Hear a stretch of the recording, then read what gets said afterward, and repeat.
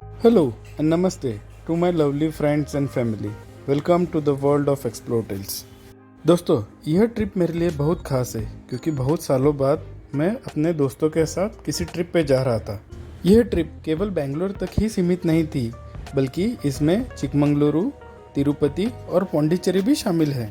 और यह लंबा ट्रिप किया नेक्सॉन एएमटी में।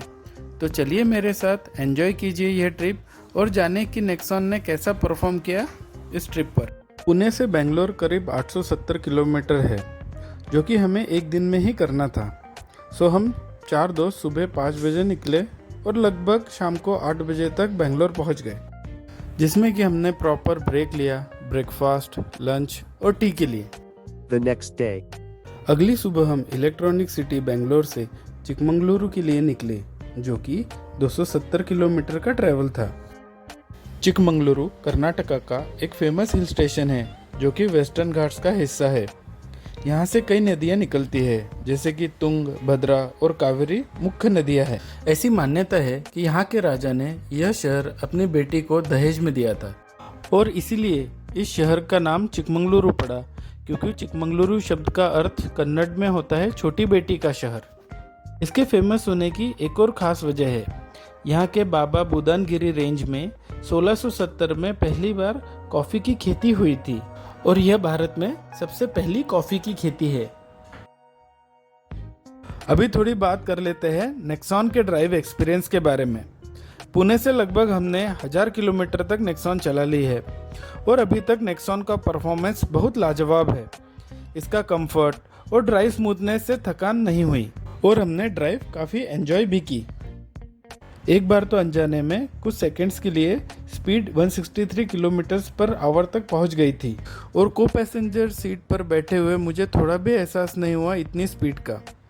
नॉर्मली 100 या 120 के ऊपर गाड़ियां शेक होने लगती है और हाई स्पीड महसूस होने लगती है, जो कि नेक्सॉन में ऐसा कुछ नहीं लगा।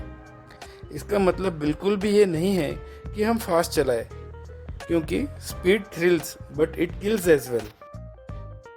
रोड के दोनों ओर सुपारी के पेड़ सफ़र को नज़रों से भर देते हैं। चिकमंगलुरु में सबसे महत्वपूर्ण जगह पर हम जा रहे हैं, जो कि मुल्लनगिरी पीक के नाम से जाना जाता है। मुल्लनगिरी रोड पर सिरी रिसोर्ट पर हम ब्रेक के लिए रुके और यहाँ का मेन अट्रैक्शन है इसका गार्डन, जो कि काफ़ी टूरिस्ट को पिक्चर्स और सेल्फी के लिए अट्रैक्ट करता है। सिरी रिसोर्ट से मुल्लनगिरी पीक की पार्किंग 15 किलोमीटर की दूरी पर है और रास्ते में आपको एक चेक पॉइंट पर 20 रुपये का टिकट दिया जाता है। मुल्लनगिरी कर्नाटक स्टेट की सबसे ऊंची पीक है और यह चिकमंगलुरु तालुक के वेस्टर्न घाट के चंद्रद्रोण पर्वत श्रृंखला में स्थित है। मुल्लनगिरी जाते हुए रास्ते में 3 किलोमीटर पहले शीतलयनगिरी है और यहाँ शीतला मल्लिकार्जुन स्वामी को समर्पित एक छोटा सा शांत मंदिर भी है। यहाँ की चोटी के शीर्ष से कुछ मनमोहक दृश्य देखने को मिल सकते हैं, जिस पर पार्किंग क्षेत्र से आसानी से पहुंचा जा सकता है। पार्किंग से बाहर आने पर यहाँ खाने और खिलौनों के कई स्टॉल्स हैं और पीक तक जाने के लिए 500 से ज़्यादा सीढ़ियों का उपयोग करना पड़ेगा। मुल्लनगिरी के शिखर पर एक छोटा मंदिर है और एक पुलिस रेडियो रिले स्टेशन भी है। इस पीक का नाम पीक पर स्थित एक छोटे से मंदिर से लिया गया है, जो कि एक ऋषि मुल्लप्पा स्वामी को समर्पित है, जिनके बारे में माना जाता है कि उन्होंने शिखर से केवल कुछ फीट नीचे गुफाओं में ध्यान किया था।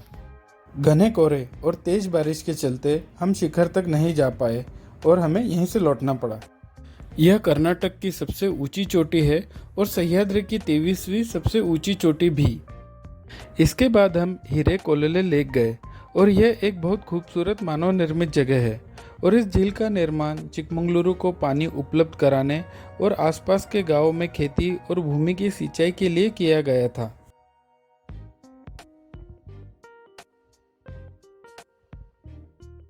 चिकमंगलुरु से हम बेंगलोर की तरफ रवाना हुए, जहाँ से कि हमें अपने अगले डेस्टिनेशन का सफ़र शुरू करना था।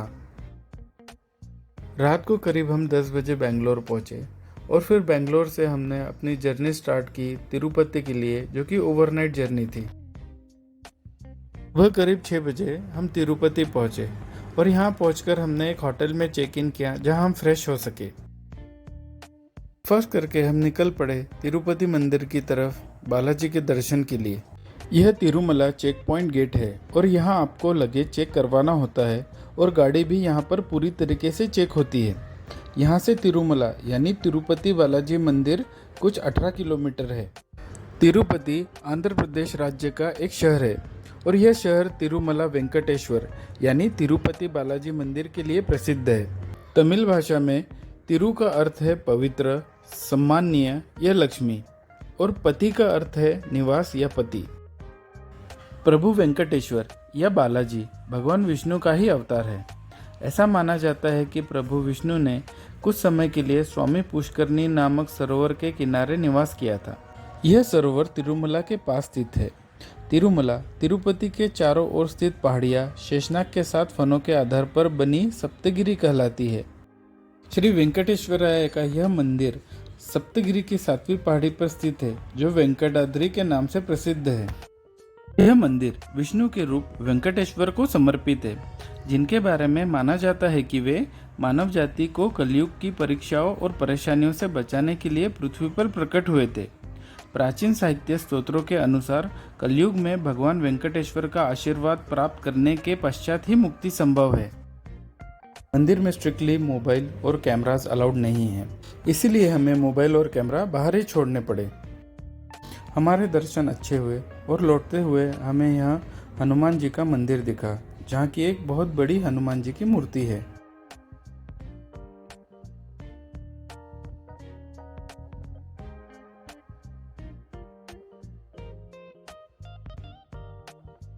घाट उतरते वक्त आप देख सकते हैं तिरुपति शहर का सुंदर नज़ारा। यहाँ से हम पौंडीचेरी के लिए निकले, जो कि लगभग 254 किलोमीटर्स है और रात को हम 9 बजे वहाँ पहुँचे। ओवरनाइट स्टे के बाद सुबह हम पौंडीचेरी एक्सप्लोर करने के लिए निकले।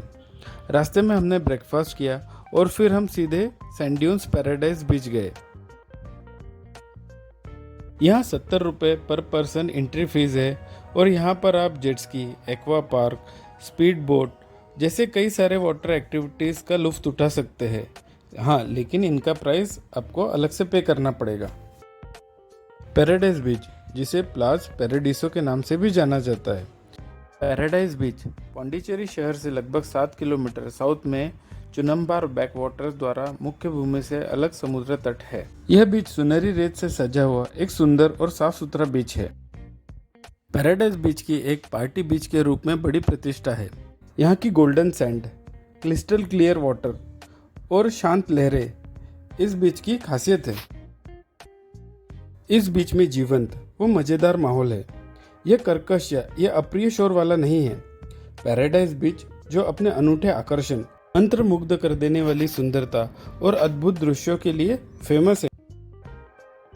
यह बीच उन सभी लोगों के लिए एक शांतिपूर्ण लेकिन आनंददायक अनुभव प्रदान करता है जो शांति में आराम और तरोताजा होना चाहते हैं। आप एंजॉय कीजिए इस बीच के सुंदर दृश्यों को।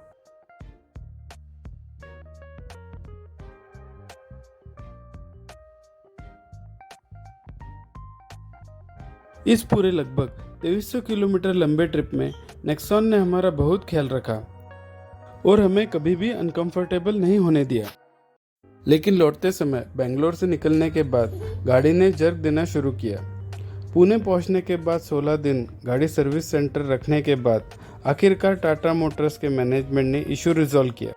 सो थैंक्स टू टाटा मोटर्स और उन सभी लोगों का जिन्होंने इसे ठीक करने में अपना योगदान दिया है। आपको ये वीडियो कैसा लगा प्लीज़ कमेंट सेक्शन में बताइए। ज़्यादा से ज़्यादा लोगों तक यह इन्फॉर्मेशन पहुंचाने के लिए यह वीडियो शेयर कीजिए। इसी तरह के इंटरेस्टिंग और ट्रैवल डेस्टिनेशंस की जानकारी के लिए मेरे चैनल को सब्सक्राइब कीजिए। लेटेस्ट वीडियो मिस ना हो इसके लिए बेल आइकन को दबाना ना भूले।